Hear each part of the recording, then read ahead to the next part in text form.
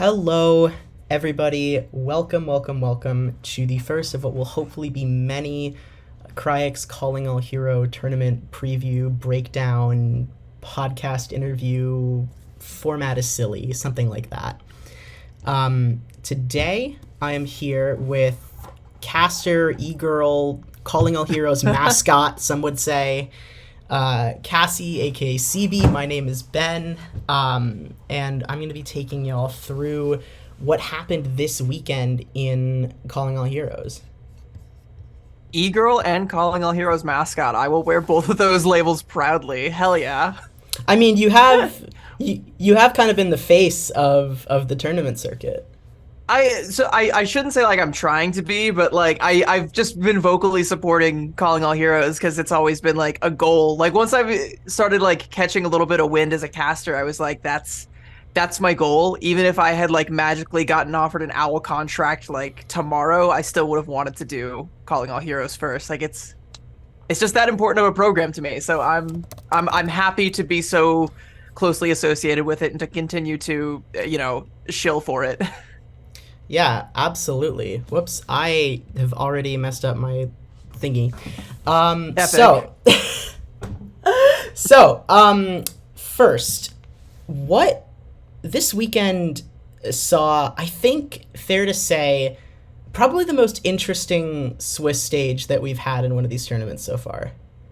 I mean, at least definitely in recent memory. Like if you compare it to like the last Swiss stage where it was just like, timeless. It was just timeless and like nothing else really mattered. Like there was a couple other like really good teams and good games, but like this one had a lot of upsets, some like new teams kind of like overperforming, and there's a lot to talk about. Yeah, so let's start by talking about probably the biggest surprise of this weekend. The team formerly known as a thing that I probably cannot say for fear of consequences, but that is currently known as Microwave, which is... I thought for a second that you were about to say, I can't say they were called Washington Timeless while you're on camera wearing a Justice shirt. I was going to call your ass out for that. No. Okay, yeah. Why would I start with the team that finished second? Good question. So what do you think fueled this team to taking some of the big wins they did this weekend? The honest answer for me is meta and the fact that they are the most practiced team on the Doomfist composition currently. There's a couple other teams out there like in our Zaki X Tengoku that we saw towards the end that like to favor that Doomfist composition, but they don't look as practiced on it. And another layer to it too is Mari is just like so damn good as a tank player that she can flex to pretty much any tank under the sun and play it pretty damn well. So it's like, they're practiced on this Doomfist composition, and I feel like it's the strongest composition out there right now if you can play it well. But even if they get like put up against a wall where they can't really play it well, just fall back on the Sigma comp or bust out like Winston dive. Like we even saw Mari pulling out some of that. Really? And yeah, and I was even talking about like on cast, it was like last tournament was just Sigma meta all the time. Mari was among the like elite Sigma players that every team had. Like it felt like every team had like a goated Sigma player. And I'm sure we'll talk about some of the other Sigma players later, but Mari was definitely one of them. Before that, she was in talks for being like one of the top Junker Queen players. So like she's always one of the best at whatever tank is currently meta. And yeah. With that and like their DPS line this year or this tournament has been excellent. Like Zoe has been a standout by far. Like it's an interesting show. It's an interesting show whenever this team's on screen. Yeah, and we've definitely been talking about Mary a lot this entire year, but it seems like this is the first time that she's been surrounded by a roster where she's actually found a lot of success, at least so far in this tournament. A lot of the roster, they're like friends of hers as well. Like I know her and Wicca are really good friends. Her and AJM are really close. It's like, they already have that level of cohesion, which is kind of a given in Calling All Heroes, to be honest, because everybody's everybody's close friends. It's a really close community of gamers that are all really, really, really good at the game, but also like really, really tight knit. And I think that works in a lot of these teams' favors, but it's definitely helping out Mari. Yeah, I don't remember who what was like the starting support duo for this team. For Michael Wave, Yeah. that it's Scarlet and AJMR. Okay. In game, their handles right now are showing up as Scarlet and Keith. Scarlet is Wicca. Keith is Keith AJMR. They are a pretty storied player. Was on the team that ended up winning the dive party tournament that I got to cast a while back. Yes, So I remember AJMR from much earlier this year. I think, were they on Timeless Ethereal at one point? Or no, they were on that team with Timeless Senna. Obsidian. Weren't they on Senna in like the first tournament? They were on a team with some EU players. I remember this like way back, and like Bia. Is that ringing a bell? Was that what? So I think I know the team that you're referring to. What was it? Was it called Starry Night? Yeah, you are correct actually. Yeah, it was beyond AJMR. Was... I actually forgot AJMR was on that team. I only remember it because I am a huge Bias supporter. I just think they're very good, and I wish they would come back. I don't know where they went, but I remember that tournament, but I don't know if I ever got to cast the Starry Nights game, so that might be why that slipped my memory. But I actually didn't even remember AJMR being on that team, but yeah. They were, and they're a really, really solid support player. They've got some big plays. They have some flexibility. I've seen them play like Moira to a high degree, which isn't like, it's not always like an actual mark of a good player, but it's like something that's in their back pocket. Their Ana has been like consistently really, really good. And like I said, they won, they were part of Timeless Obsidian, which ended up winning the dive party tournament. That's no small feat. Like there was a lot of really strong talent in that tournament. Yeah. I think I've made this joke before in other places, but Overwatch next year is just going to be 12 different Timeless teams all playing each other at this rate. Speaking of which, Ayo, so Timeless Ethereal, now returning to their old name, but also a slightly altered roster. So this Swiss stage, right? Do you think this was more of a speed bump, or do you think that they've maybe hit a bit of a brick wall? It's kind of hard to say. I mean, so first of all, I do kind of want to say that like I'm really bummed that we didn't actually get to have that game on the cast, because I think that would have been like a huge story and a huge upset. Not that any of the games that we got to cast on Sunday were bad games. They were all really, really good. But I feel like that's the biggest story coming out of the weekend is that Timeless, they were undefeated on a 29-map win streak overall, and Michael Wave just comes in and beats them 2-0. Like, that's insane to me. I think it's more of a speed bump, and I don't suspect that it's going, like, oh, this isn't, like, doom and gloom. Like, I don't think it's the end. Like, they should be fine going forward, but it is still one of those things where it's like, do they really know how to adequately deal with the Doomfist composition that Michael Wave wants to play? I have to do a little bit of like investigative journalism, see if I can get my hands on some of those codes and see what they actually played in that matchup there. But it just kind of like gives a little bit more water to my theory that the Doomfist is the best composition that's out there right now if you can play it well. And I mean, if you're able to come in and 2-0 a team like Timeless Ethereal, then yeah, it must be a pretty damn good composition. Either that or you had something else up your sleeve that we didn't get to see. Yeah, I know I saw in the little bit of that Chinese tournament that's going on right now, I saw some Doomfist being played there, so I wonder if that is the trend in this patch that is being replaced tomorrow. But you know what's crazy too? I was watching like the playback of the Korean Flash Ops tournament, and they're running a lot of Ramatra in the rush. Like everything's the Western Hemisphere is playing Dive, Korea's playing Ramatra, everything's all topsy turvy. It was Lijiang Tower, right? And it was Hamster versus O2 High School, and they're playing Ramatra Rush Mirrors, and I was like, well, that's interesting. That makes sense, I guess. But then it was like we go to they went to Blizzard World next, and they're playing like Sigma versus Winston Dive, and it's like, all right, whatever. Like, that checks out. Who cares? I guess just fuck it, whatever. Yeah. So, does Timeless Ethereal have Cal in their back pocket? Because I saw that on the tournament page, but I don't think they were on the announcement post on social media. I think Cal is still technically on their roster. Like, yeah, if you go to Liquipedia right now, like Cal does show up 4 times Ethereal, but I don't think they've played 4 times Ethereal or even played in Calling All Heroes since they got picked up for Overwatch League. I think they dedicated most of their time to like Team Canada, and LA Gladiators, and like fair play. Like, you've got these much too bigger commitments to Calling All Heroes going on.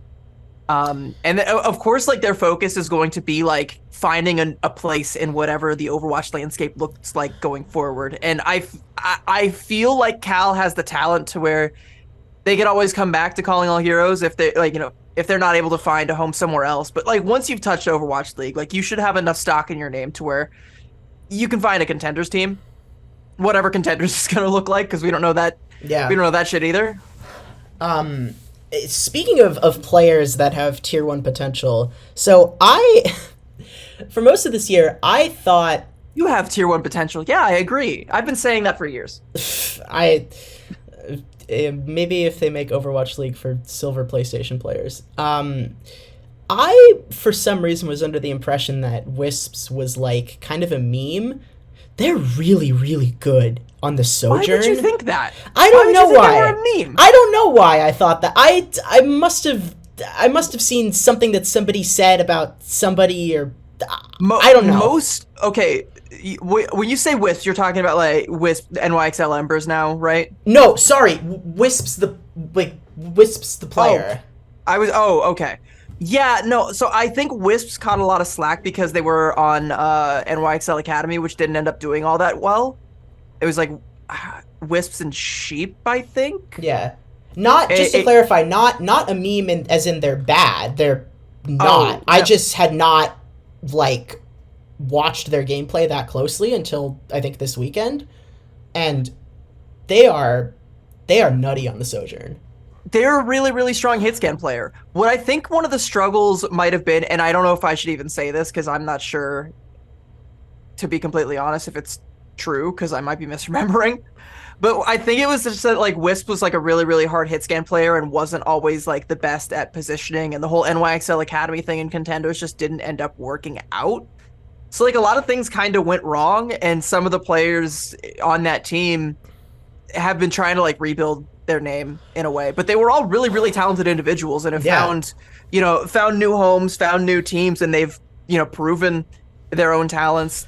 Most of them are still on the top levels of Calling All Heroes right now, and Wisps is no exception. They are a phenomenal hit scan player. Definitely one to keep an eye on. Yeah, and we will be getting to talking about, or I will be talking about one particular former NYXL Academy player later. Okay, I won't talk about them. Okay. You said you'd handle it. You'll talk about them. Yeah, I'll talk about because I'm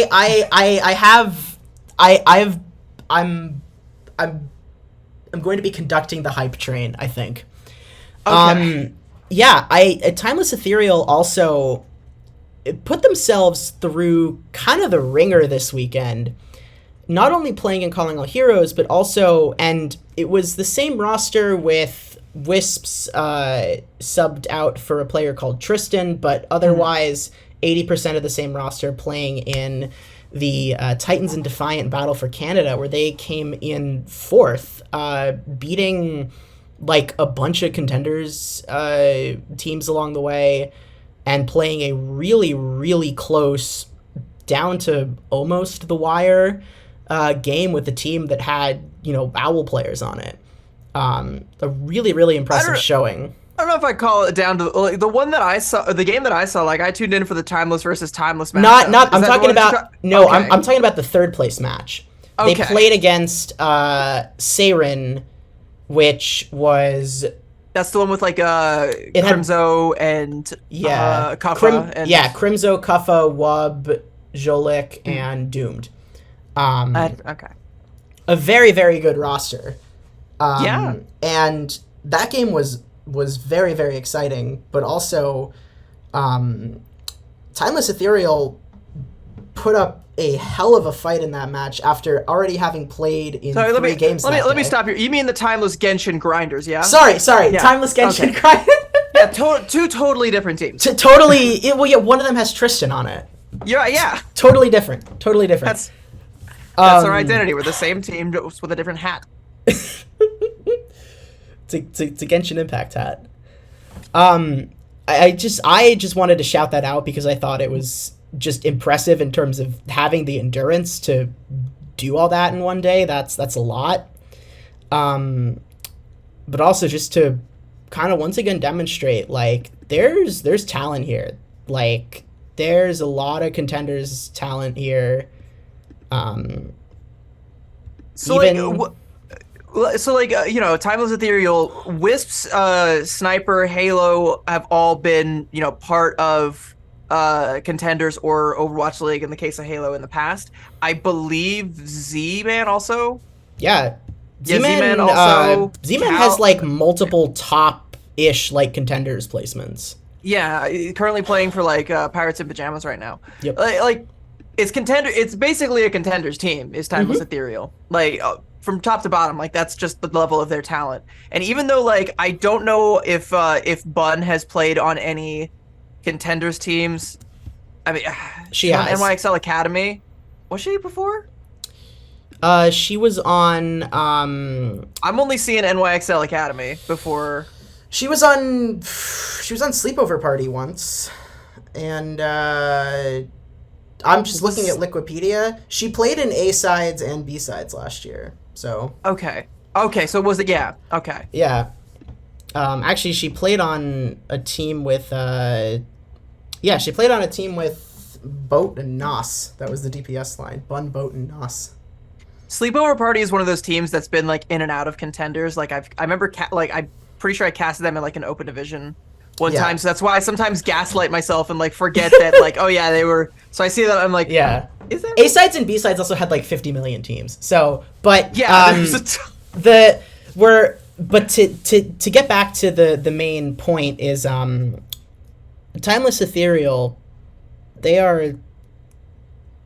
really are grinders. They really are grinders. Fun is cracked, Sniper. And another thing that's worth bringing up, by the way, is, with Sigma being a dominant meta right now, even though I still think Doomfist is kind of better right now, most teams in Calling All Heroes and even in contenders to an extent right now are leaning towards that Sigma composition. And that's something that Sniper is a specialist at. And we're talking about some of the other teams in Calling All Heroes too. It's kind of the same story for Moving Fish. Both their time in contenders, it used to be where you had your main tank because dive was meta, but then you would have another tank whose job was essentially to play Sigma on Circuit Royale. Yep. And that's a role that both Sniper and Moving Fish filled quite well. So now that Sigma is just meta, they've had all of this practice at the top levels where they've come out over and over again playing this hero. And now they just get to beat up on all these people who are trying to learn it, switch over from whatever other tank. And there's still other really, really good tanks that have picked it up and gotten really, really good at the Sigma, even if they haven't exactly played it at the same level as consistently. But yeah, and we're not going to go super in depth on WISP Embers, NYXL Embers, NYXL X WISP Embers. These team names are getting very long. That's my favorite ship, NYXL X WISP Embers. It is cool to see NYXL getting back into the Calling All Heroes scene after NYXL Academy was certainly an experiment. But it's cool to have them back. That roster is very fun. Anion's cool. Aramori is very cool. Moving Fish is awesome. HKey X, it's cool. I like that team a lot. So the NYXL Academy team was a very interesting thing. I think that was just kind of mismanaged because if you look at where all of the talent from that team did end up, they're all really, really good players. They had a ton of potential, and I think NYXL still know that, and I think they know that there's still value in the scene. So they're like, let's try it again. But maybe we work with some people who can run the show a little bit better because spend less money. I don't want to throw any names or anybody under the bus, but the people that were actually in charge of NYXL Academy's team, they weren't doing a great job of running, coaching, doing all of the team stuff. It was a bunch of talented players that just weren't really set up for success. Yeah, definitely. Speaking of Overwatch League teams, I want to quickly shout out and give a little airtime to Vancouver Titans Blue. So the caption for this segment is probably going to be in quotation marks, "It ain't much, but it's honest work, Vancouver Titans Blue." Because this Vancouver Titans Blue project feels very like salt of the earth to me. It's very much been a long-term project with most of the same players retained over the course of 6 tournaments, with consistent top 8 placements. They've swapped players out here and there, but it's been mostly the same roster, as well as most of the same coaching and management staff. And I'm not sure what their ceiling is, but I think with how much turnover there is roster-wise in Overwatch Tier 2 in general, but Calling All Heroes specifically as well, it's always really cool to see a team kind of really invest time into developing this roster. Whatever it is that their ceiling is, I think they're consistently pushing that ceiling higher and higher.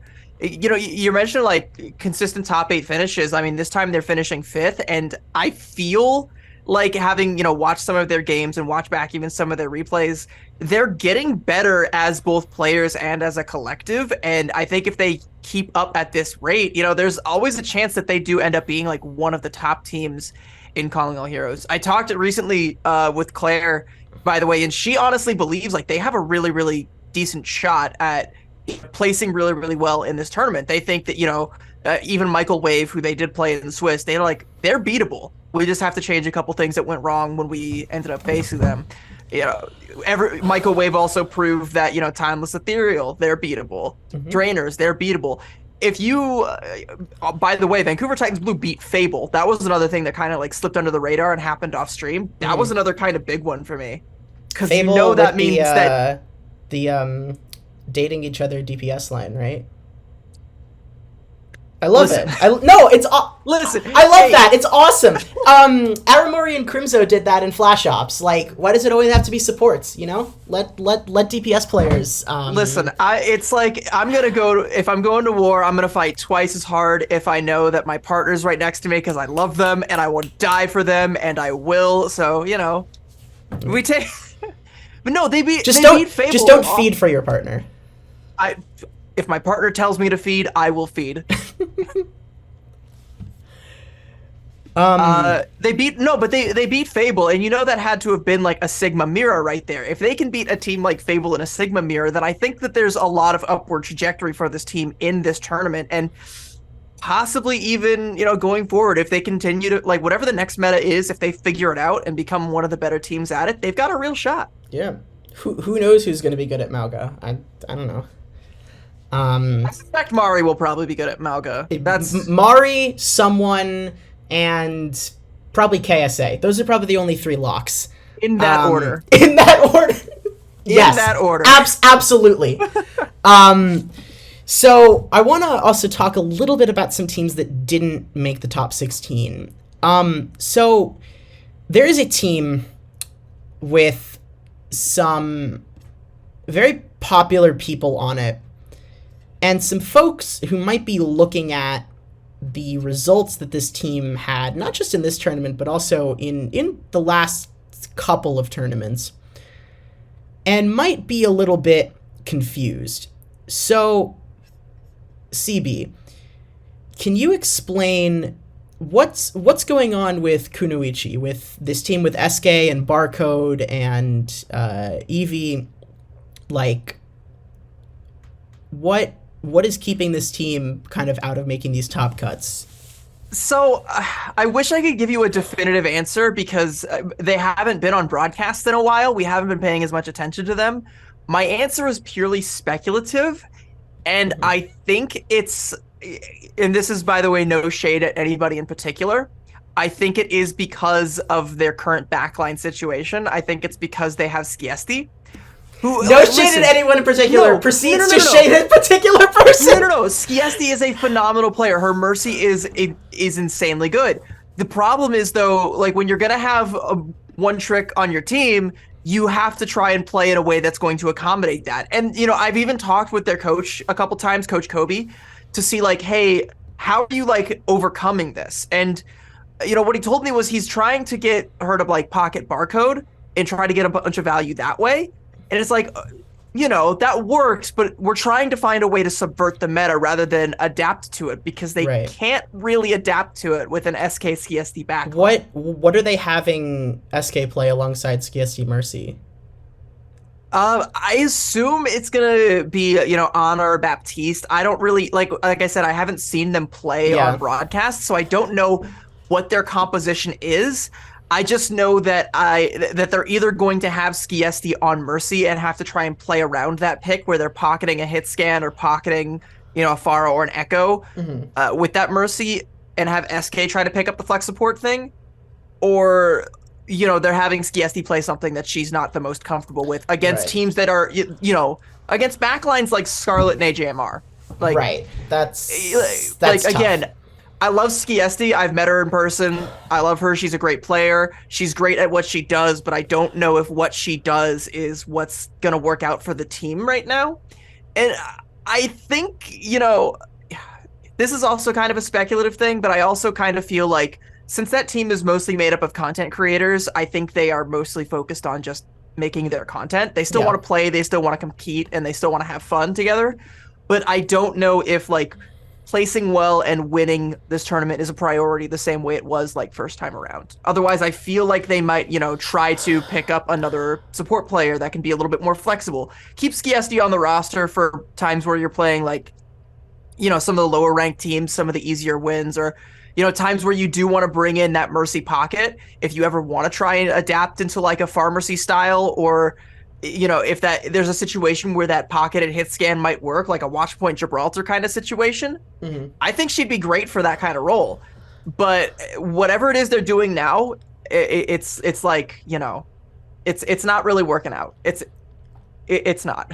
And I have faith in all of the players' abilities and in Coach Kobe as well. But again, like, it's a handicap for sure to have like that kind of one trick on your team. Yeah, absolutely. I think of the Saudi player Haku, who was for a while kind of a Mercy one trick, but from the beginning of this year to World Cup, I don't know what training regimen they had him on. He got so much better at Lucio, it was crazy. But I think of a player like that in terms of kind of really expanding that main support hero pool. Because like Mercy and Lucio are super different in like they're like so different, and the same players are expected to play both, and that's like, Well, like if we use Haku as like an example, like even if you still have just someone who is hard Mercy, they still had Labda on their team as well. Exactly. Who was like a phenomenal Pharah player. So it's like they can kind of play that Pharmacy cheese comp, and everybody else on the team knows how to play really, really well around it, that they can find success like that. And that's kind of like that recipe that has like, a lot of, or not a lot of margin for error. And it's really, really tough to get a team at this level to have that same level of cohesion and that same level of like understanding. And also to have someone who's just that cracked out on Pharah to match with someone who's that cracked out on Mercy. Like you got to have both key ingredients and, 3 other chefs that know how to prepare it all at once. Like otherwise you're serving up slop. You are really good at metaphors. Speaking of heroes and meta, so I put the icons for Sigma and May's ultimate on the graphic for this, even though because my impression was that it was more Sigma May. Mm-hmm. You seem to think that Doomfist is the way forward.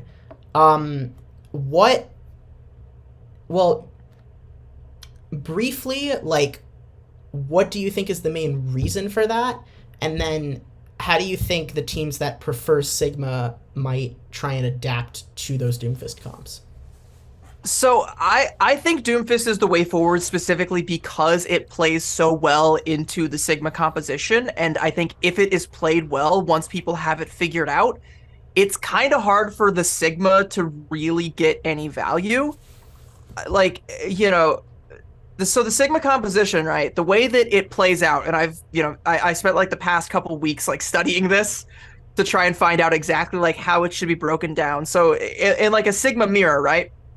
We got two teams. They're playing like a poke style at each other, just trying to jockey for angles and, try and get enough space for one of the enemy sojourns to hit a big rail shot or bait somebody in close to where a May can get a big wall. And at that point, the two just collapse on each other like long lost lovers, and it goes into a brawl composition where you've got, the same as it would be with like a Rhine Rush. You just have, the Sojourn for the follow-up damage instead of the Bastion. Mm-hmm. The thing with a Doomfist composition, though, is it doesn't let you have that poke composition. You don't get that safe transition from poke to brawl. The Doomfist says, no, we're brawling right now, whether you like it or not, and I'm going to have my way with your team. The Doomfist will have, like, the Genji ready to, like, go in with a dash, mop up on all the slam damage, and that's something that's really, really hard to shut down, especially once you've already burned, like, your lamp, your regen burst, any of your other cooldowns. You only get one accretion, so you can't shut both down, so you kind of have to shut the slam down specifically. You can't get an effective Maywall against the Doomfist. And, my little pet theory with Doomfist is that as long as he has LOS of his supports, he'll just never die. Like, he's invincible. Right. So you have to, like, either punish the supports and kill them somehow, or just break LOS, but that's hard to do, right? Like, because Doomfist has full control. Or you have to be really, really aggressive with your Maywall to do that. Yeah. And that only works on some angles and some points. So yeah, it ends up being this really, really difficult situation where, like, you're not really getting your maximum amount of value out of that Sigma composition. You're not, if you're gonna run that brawl comp, like, you have to be able to wall something off and just go in on it, or you have to play super, super aggressive. And I don't think Sigma is as equipped to do that as a Doomfist is. Or, even like an Orisa or a Reinhardt. I feel like there's more merit to Orisa than people are, giving her a chance right now. But, I'm just waiting for someone to try that and prove me correct. I don't think... that's... So far, no one's taken that bait. That's what I tell people in ranked, but yeah, I do think there's, because it does seem like the Orisa can kind of punish the dive, not necessarily more effectively than the Sigma, but more often, just because of the cooldowns on the spear and fortify. Like, you have more uptime on your abilities. And I think Orisa also would theoretically play really well into the Sigma, because you don't really, like, you're not utilizing the shields. You're just kind of like, I mean, you are if you're trying to play the angles for your Sojourn, but she's also kind of going to be on off angles sometimes. It's really weird. I just feel like, the reason that I've been told, though, that people aren't going for, like, Reinhardt or Orisa is because there's still the threat of just swapping to Bastion. Right. And that kind of makes sense. I've only seen, like, one or two teams actually make that swap ever. I shouldn't say ever, but, like, in this particular iteration of the meta. Mm-hmm. But, like, that's still kind of on the table, and I get that, because Bastion is a punk-ass bitch, and anyone who plays him is bitch-made. But, that could happen at any time.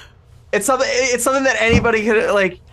Anybody can become a punk-ass bitch at any time. Be warned. You can be a punk-ass bitch if you really, really want to, dear viewer. All you have to do is pick Bastion in ranked. Or in Calling All Heroes Major 3... Speaking of Major 3, let's talk playoffs. We're talking about playoffs? So the famous Allen Iverson quote. We're talking about practice. What? I think I mixed up. I think I mixed up two different quotes there, actually. So, we're gonna go through this. I want your expert opinion. Starting off, Yippee Kari versus Michael Wave. Does the autism creature have a shot here? No. These are all first to three, right? I assume so. Last tournament they did this thing where the first round was all first to two. I don't know if they're doing that again, but I'm just gonna Okay. assume that they're first to three.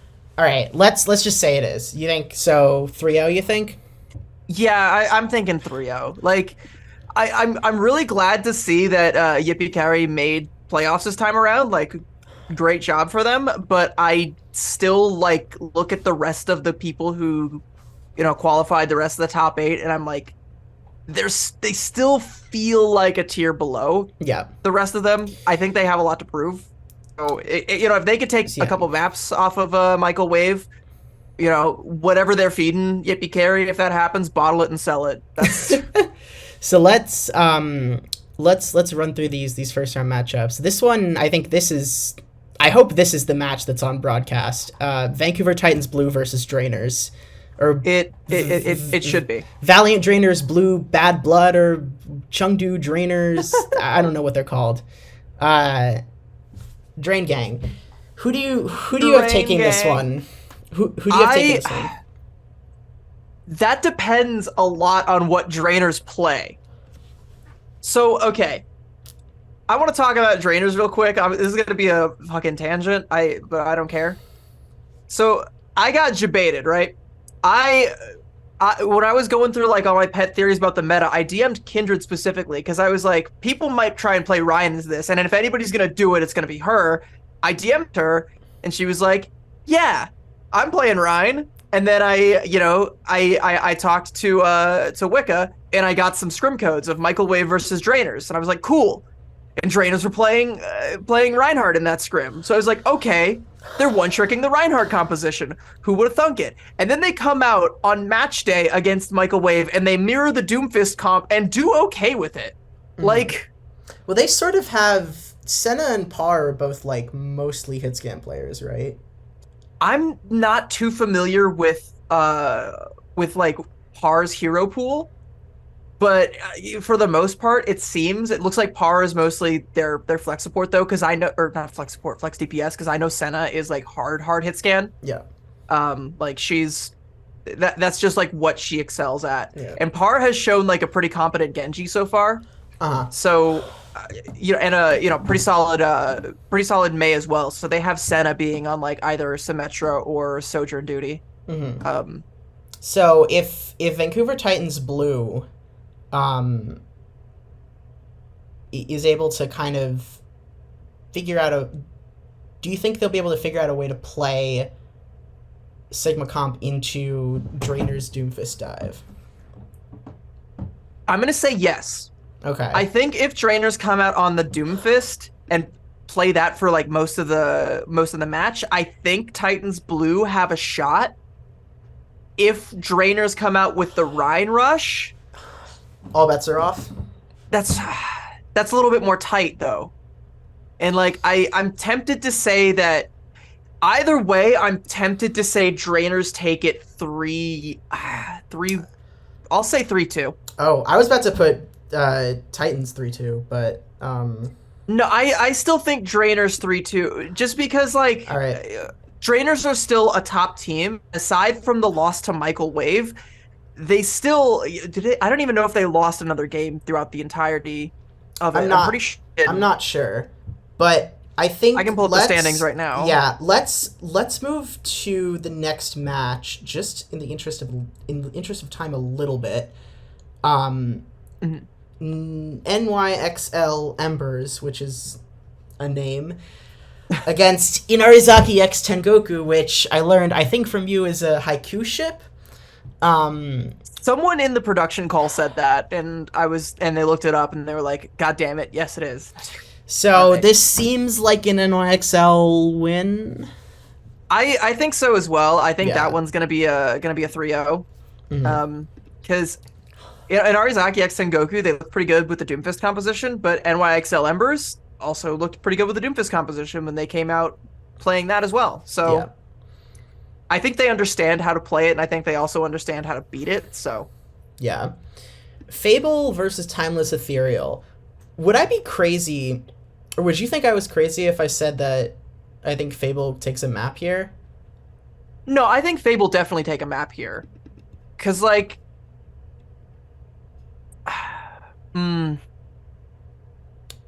I think Fable have the potential to take a map, and Yeah. on it, like I feel Push like they the can. Avery agenda. I'm gonna push the Avery agenda. I know they have the potential, and I believe in them. I'll say that one. I'm gonna say 3-2 Timeless Ethereal. I think Fable are gonna put up a fight. Okay. That's bold. I like it. That's me pushing the Avery agenda there. You're really pushing it. We'll add that asterisk to it there. There's still the potential that Fable could pull up an upset because I know that Avery is that strong, and I know that this time they have, solid enough talent around them, including Snozzler, who used to be on Timeless Ethereal back, in the previous tournament. Snozzler is a phenomenal hitscan player, and I don't think they're getting enough credit either. And I think, if whatever happened that caused Fable to lose to VT Blue, I think if they shake that off and just simply play better than they did against VT Blue, they have the potential to either upset Timeless Ethereal completely or, take 2 maps. I'm going 3-2 for that one. Yeah. I mean, I also think, I think Bun is not just, I think she's the best Mei player in this tournament. I also think she's one of the best Mei players in NA contenders, NA tier 2, period. Her Mei is like, her Mei is so good. Like, she was, when Timeless played Timeless, she was kind of carrying Timeless in some of the fights that they won. Like, she was really wrecking Timeless. Her Mei walls specifically, and that's kind of the thing that worries me as well, is like, if it's a Sigma mirror, that's where you actually do get value out of the Mei walls, and that's one of the things that Bun does better than like any other Mei in Calling All Heroes. And most of the Meis in contenders, if not all of them as well. Like, that's where it gets really scary, and why I'm like, Fable have the potential, but like. So let's eliminate some teams here. So Yippee versus Vancouver Titans Blue. I'm sorry, but Yippee is I don't think this is their bracket. Yep, agreed. Tengoku versus Fable. This kind of feels like a 3-0, but maybe for Fable, but maybe I'm deranged. I'm gonna say 3-1 for Fable, because I know what Arzaki X Tengoku, like, after seeing them play, I believe in their ability, and they're a very scrappy team, and they have some very talented players. Like, Blissful really impressed me specifically on this roster. And I think they're not as well practiced as Michael Wave is on the Doomfist comp, but they still show that they know how to play it. They play a different style of it, though, with the Tracer rather than the Genji, which is that's cool. Which is interesting. But little APAC style, maybe. So slightly. Michael Wave versus Drainers in a matchup with team names that would confuse the hell out of your grandmother. What? Like, that one I think is going to be 3-2 either way. Yeah. I think no matter what happens, that one goes to 5 maps. This is very like ESPN brain of me, but I feel like I very much think that experience can be kind of a tipping factor in in playoff scenarios, and I think Drainers have more experience in some key positions, particularly I would say at DPS, with Senna and Par. Even though Mary is very experienced, I think Kindred is. I feel like Kindred has a little bit of that sort of clutch factor. Maybe I'm working off vibes. She does. I think I'm gonna say Michael Wave 3-2. I believe in all these players. Senna is phenomenal, and I want her to succeed, and I want her to do really well. Same thing with Kindred, but I feel like what I was cooking in my head was like, this is gonna be a 3-2 either way, unless Drainers somehow drop the ball, which I think they kind of have that tendency every now and then, especially when they're on stream. Interesting. They posted a tweet about it. They posted. I'm taking it straight from the Drainer social. They're like, oh, when we have to win. Straight from the Drainers. I don't know if Drainers have mouths, but Yeah, I'm gonna say Michael Wave 3-2. I think that's gonna be a really good game to keep an eye on. And it's also like I have a lot of questions when we get to that one, and I hope that that's the matchup that I get to cast for the second one because it's like I saw them in scrims. Drainers were playing the Reinhardt composition. Then they come out on match day. They mirror Doomfist compositions against each other and go, Michael Wave win 2-1. Do Drainers go back to the Reinhardt composition or do they try the Doomfist again? And if we try the Doomfist again, is it going to be like they get stomped this time around? Or if they go to the Reinhardt, is it going to work? Or are they going to catch Michael Wave off guard? I don't know. I don't know. What is? I don't know. What is? I don't even know if they know. I don't even know if Kindred knows what she's going to say. Fuck it, we'll do it live! That might actually be their strategy. And I believe that they could, be successful like that. But I'm going Michael Wave 3-2. All right. Next, for two teams with the exact opposite naming philosophy, NYXL Embers versus Timeless Ethereal. I have no idea which way this one swings. I could see this looking like it's going to be close, but then end up being a 3-0. But 3-1 NYXL Embers. Ooh. Okay. All right. This is an extremely hard matchup for me to predict this next one. Drainers versus Fable. This is losers round 2.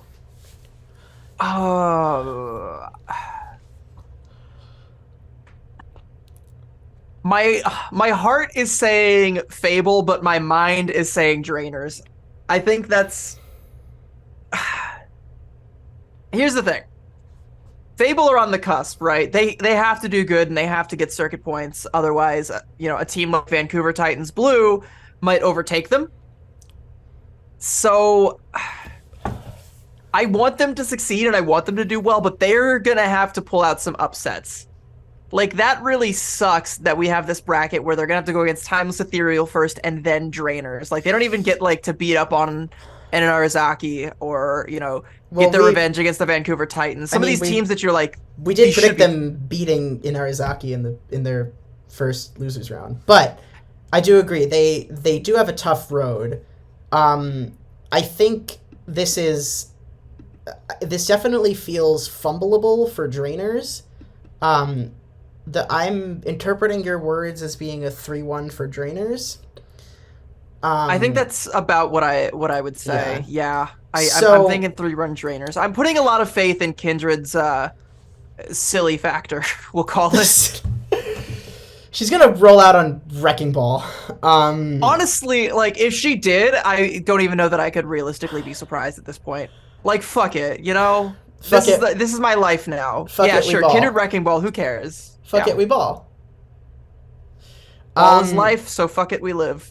Timeless Ethereal versus Vancouver Titans Blue. As much as I want to give props to what Venom and CeeBee have been building over in Vancouver the last several months, I don't think a Timeless that is angry after losing to NYXL Embers in this scenario is going to drop a map to Titans Blue.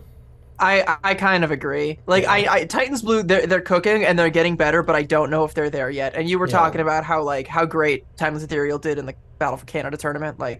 Yeah, I don't know if Titans Blue are realistically on that tier yet. Mm-hmm. So, let's finish up the Sunday matches with the winners final. This is Michael Wave versus NYXL Embers. Is this where Michael Wave get exposed, or... No, well, I wouldn't say that because they beat NYXL Embers in the Swiss. Right.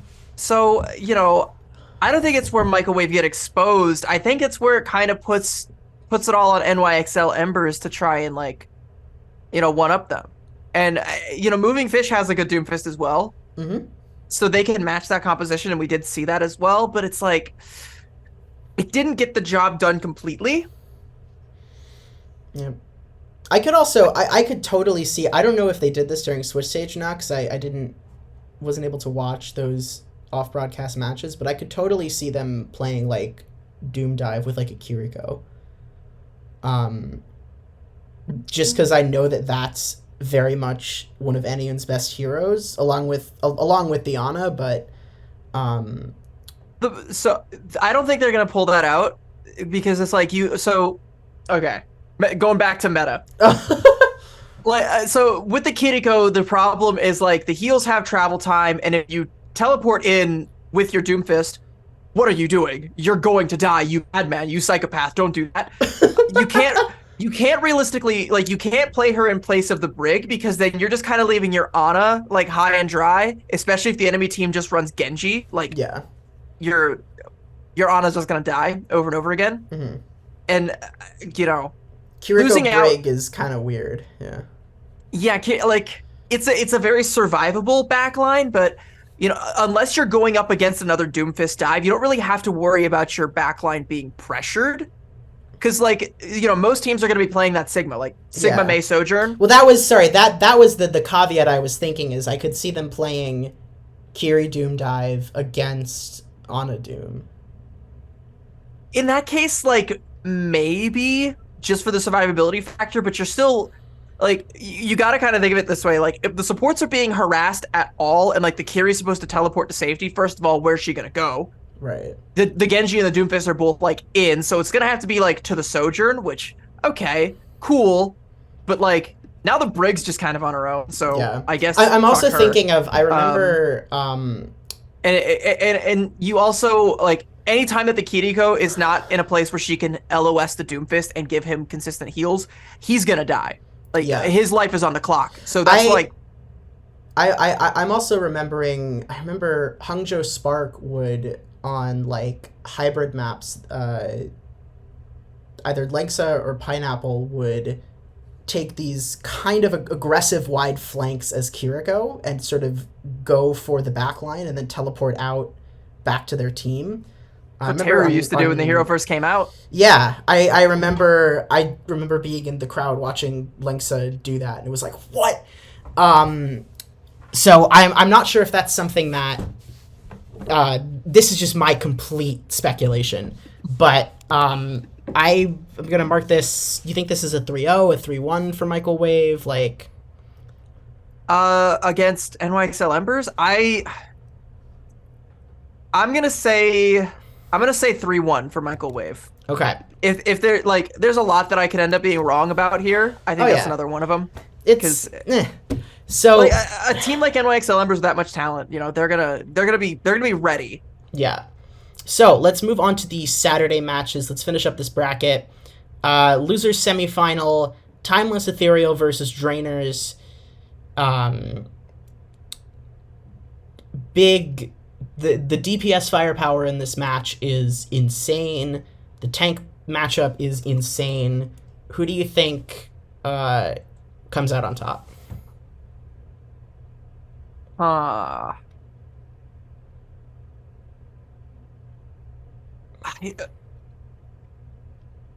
Okay.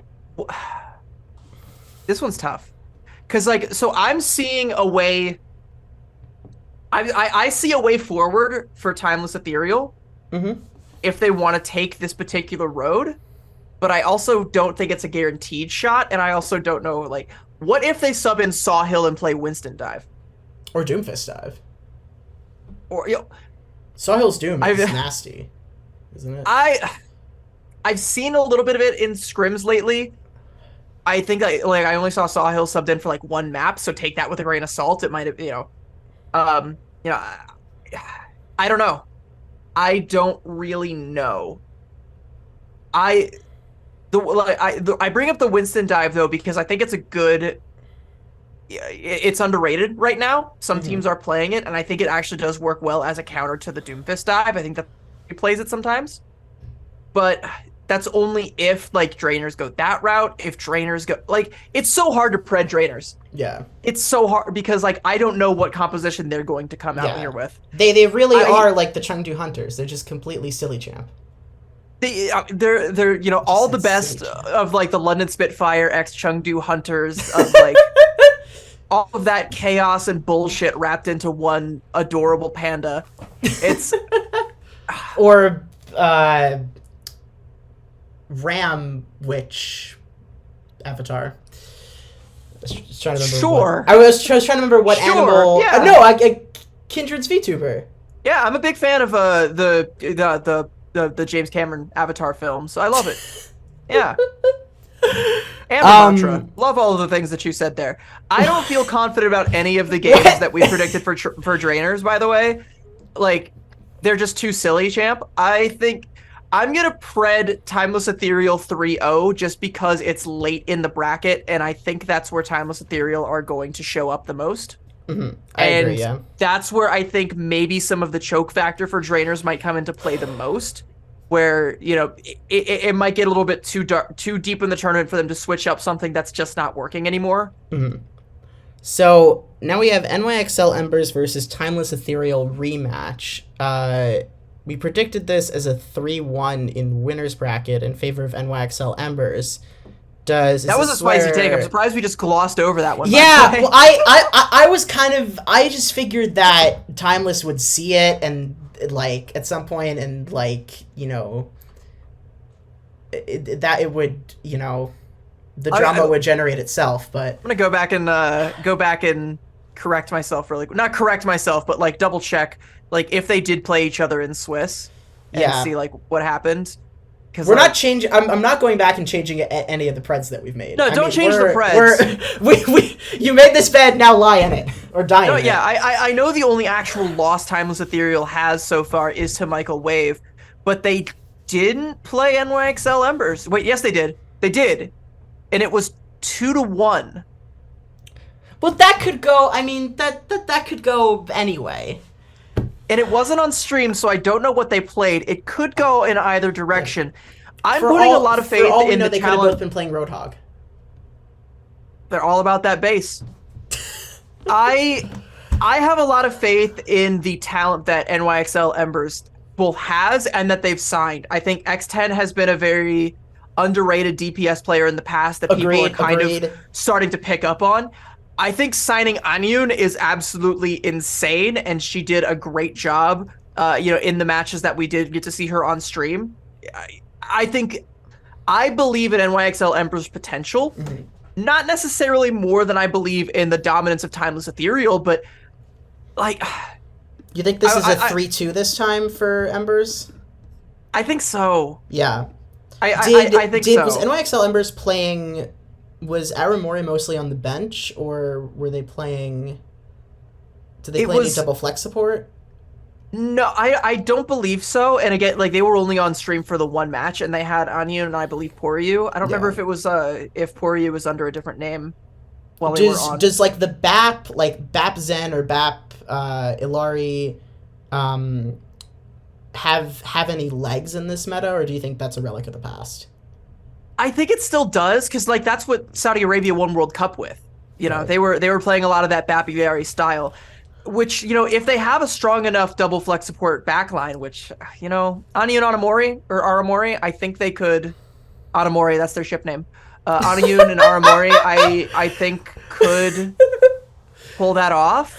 Yeah, if anyone can. But I don't think that's something that they've practiced, and I don't think that's something that they're going to reach for. I think they want to stick mostly with going back and forth between the Doomfist dive for Moving Fish or playing the Sigma, which is, I believe, Moving Fish's comfort zone. Mm-hmm. That sounds very reasonable. So 3-2 Timeless Ethereal. I'm changing it. What? I already hit submit. I'm really? Yeah. I'm changing. Are you just afraid of the Timeless Mafia coming after you? No, I'm confident in both of these teams, right? I don't know which one I'm more confident in. And I'm thinking that, like,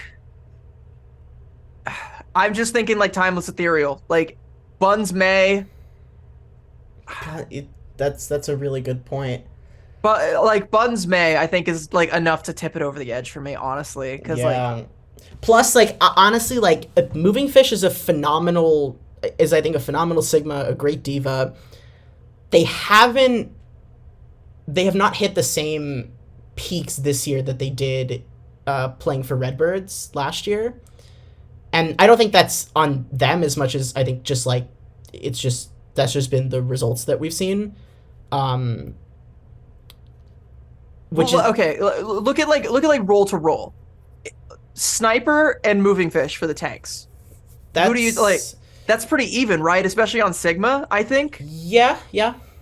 Like in flexibility, you probably give that to moving fish, but I think on the Sigma, like it could really go either way. DPS line, Bun and Wisps versus X10 and H-Key. Oh, that's. I think Bun's May is just like a couple of hairs better than H-Key's at least. Yes. And I think that's like the real differentiating factor between those two. Yeah. But I think Arya, or sorry, X10, I think X10 is an overall better hit scan than Wisps, but I think Wisps has a better Sojourn specifically. Some teams have busted out the Ashe as well. Is something X10 that we could. Is very good at Ashe. I wouldn't factor into that too much. That is, but I have seen more and more of that starting to crop up. I mean, that was the hero that X10 caught my eye on Rift, but and then backlines. All right, Halo and Z-Man versus Aniun and Poryu. I know nothing about Poryu, and like. Aniun is mechanically cracked. I've just barely seen her play. Like, I've seen her play more on stream than in organized matches, which that's not her fault, but it's pretty even across the board, but I think Bun is just like a hair better and that just like tips the DPS line. Yeah. Like just a little bit in favor of Timeless Ethereal. Like I still think early on that NYXL Embers can beat them, but I think this late into a tournament, a team as good as Timeless Ethereal, I think that's where they're going to start to kind of step up a little more. And I wouldn't feel confident putting NYXL Embers over them again. I'm gonna ask you to be bold. I've famously never made a bold prediction in my life. Do you think that Timeless Ethereal will reverse sweep this match? Because that's where my head is going. You know what? Yeah. Yeah? I'll say I think I can say that. I think that fits in with the narrative we're going for here. I don't want, I'm not going to put money on that particularly, but I could see that happening. Narrative. Whoa, oh. Wait, did we do the Michael Wave NYXL upper bracket matchup? What did we say for that? I think it didn't. It should have. Well, because we did. Because that's how NYXL got to the lower bracket with Timeless. Was it so? Three... I said 3-2 Michael Wave. 3. Okay, yeah. It just reset itself. Okay, grand finals, and then we will wrap this up. Michael Wave versus Timeless Ethereal. Does Timeless Ethereal complete the SF Shock like salty run back, or?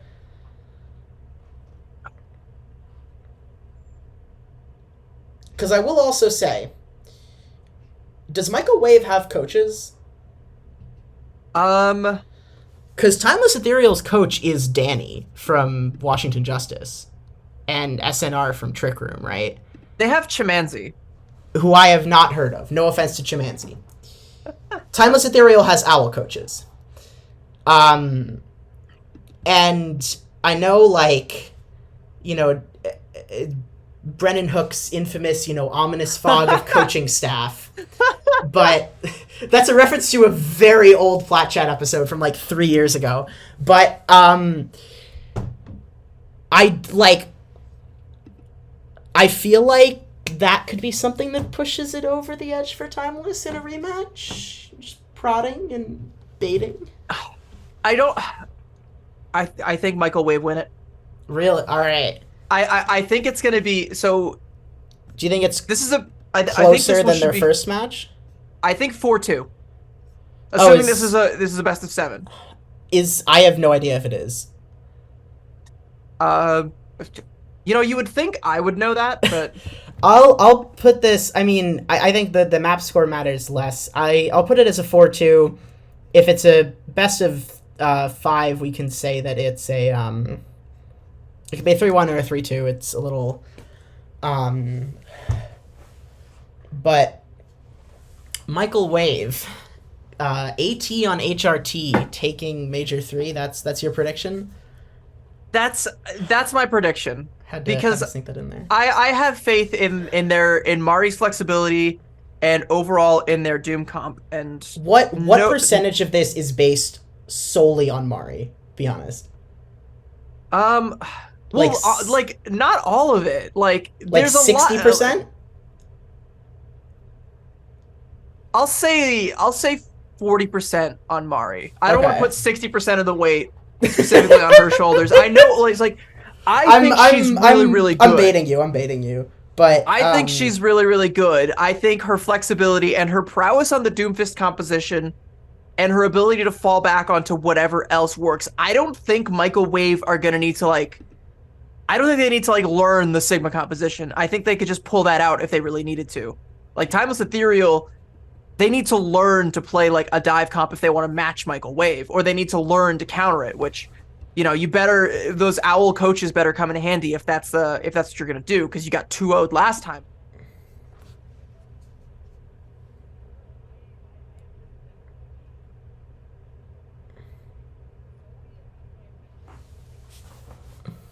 Mm-hmm.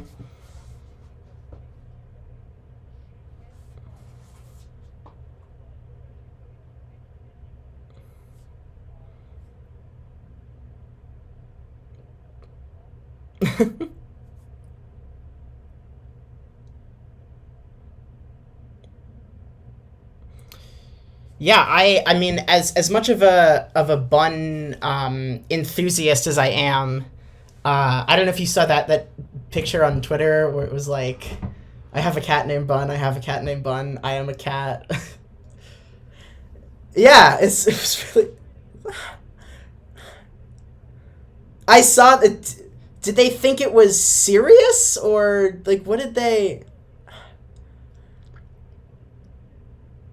Okay.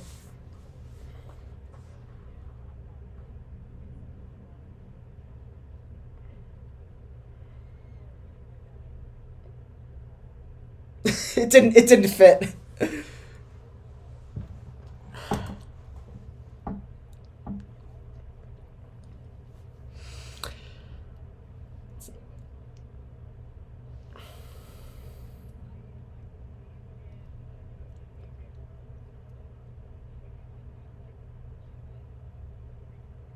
Mm-hmm.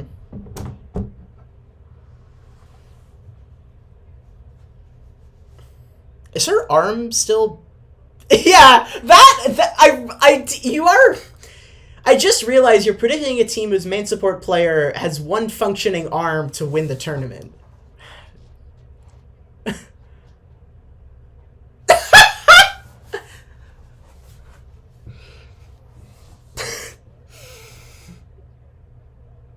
Break her other arm. She's gonna start playing with her feet.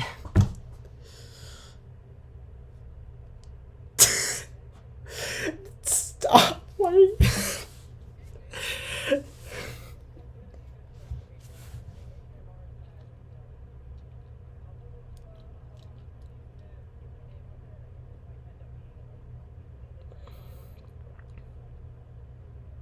Yeah.